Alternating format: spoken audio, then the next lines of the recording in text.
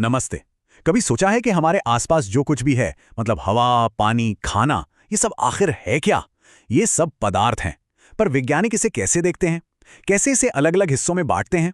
आज हम इसी पहेली को सुलझाने वाले हैं, वो भी बड़े मजेदार और आसान तरीके से, स्टेप बाय स्टेप। अब एक सवाल है, क्या हमारे आसपास की चीजें शुद्ध हैं? सुनने में तो बड़ा सीधा सा सवाल लगता है ना? लेकिन इसका जवाब इतना आसान नहीं है।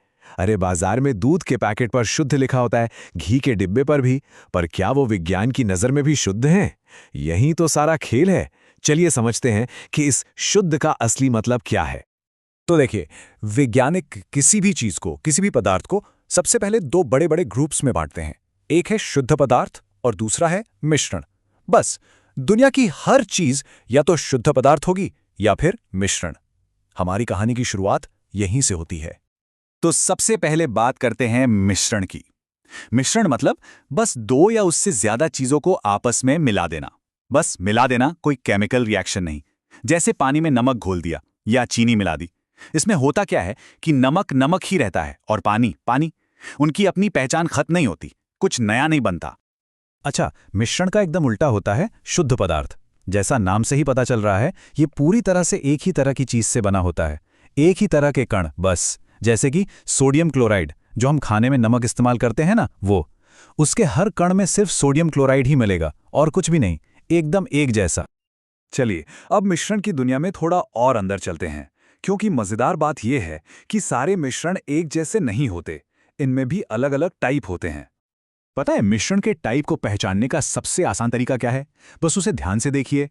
क्या उसमें अलग-अलग चीजें साफ नजर आ रही हैं या फिर सब कुछ मिलकर एक जैसा हो गया है? बस यही सवाल आपको जवाब तक ले जाएगा।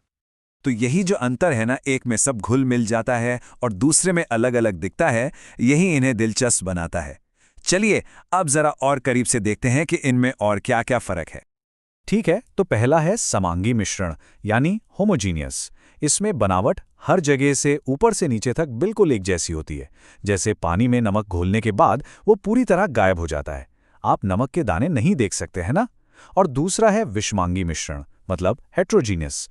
इसमें आपको अलग-अलग हिस्से साफ-साफ दिखते हैं। सोचिए, रेत में अगर लोहे का बुरादा मिला दें, तो आप रेत के कण भी देख पाएंगे और लोहे के भी। और हाँ, जब भी विलयन या अंग्रेजी में सॉल्यूशन शब्द सुनने को मिले, तो समझ जाइए कि वो एक समांगी मिश्रण ही है। ये बस उसका साइंटिफिक नाम है। नींबू पानी इसका सबसे बढ़िया एग्जाम्पल है। ठीक वैसे ही निलंबन या सस्पेंशन असल में एक तरह का विषमांगी मिश्रण होता है। कीचड़ वाला पानी याद है? उसे थोड़ी देर छोड़ दो तो मिट्टी नीचे बैठ जाती है। बस वही है निलंबन। तो मिश्रण की कहानी तो हो गई पूरी। अब वापस चलते हैं वर्गीकरण के दूसरे हिस्से पर, यानी शुद्ध पदार्थ। अब देखते हैं कि इनकी दुनिया में क्या है और ये आखिर बने किस चीज से होते हैं। तो कहानी यहाँ खत्म नहीं होती। ये जो शुद्ध पदार्थ है ना, इनको भी हम आगे दो और हिस्सों में बांट सकते हैं। मतलब हम पदार्थ की और भी गहराई में जा रहे हैं। पहला है तत्व, यानी एलिमेंट। ये पदार्थ का सबसे सबसे बेसिक रूप है। इसे आप और नहीं तोड़ सकते। सोना, चांदी, लोहा, ऑक्सीजन, ये सब तत्व हैं।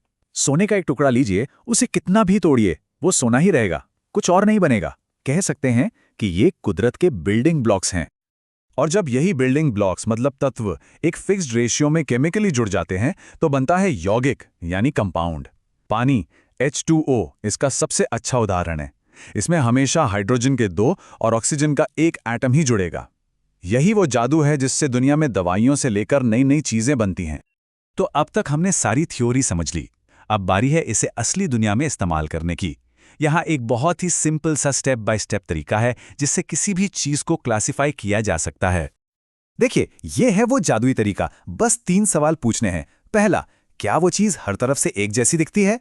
अगर नहीं, तो वो है विषमांगी मिश्रण, कहानी खत्म।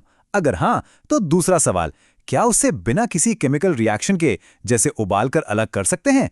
अगर हाँ, तो वो है समांगी मिश्रण। और अगर नहीं, तो आता है तीसरा और आखिरी सवाल, क्या उसे किसी केमिकल रिएक्शन से तोड़ा जा सकता है? अगर हाँ, तो वो एक यौगिक है, और अगर उससे भी नहीं तोड़ सकते, तो मुबारक हो, वो एक तत्व है। बस इतना ही सिंपल है। तो अब एक मजेदार काम करते हैं। जरा अपनी रसोई में नजर दौड़ाइए, क्या दिख रहा है? शरबत क्या है? विलेन, आटे और पानी का घोल, और नमक, वो यौगिक है या तत्व? देखिए, अब आप इन सब चीजों को एक नई नजर से देख सकते हैं। तो चलिए इस ज्ञान का इस्तेमाल शुरू कीजिए। ये वाकई में सोचने वाली बात है।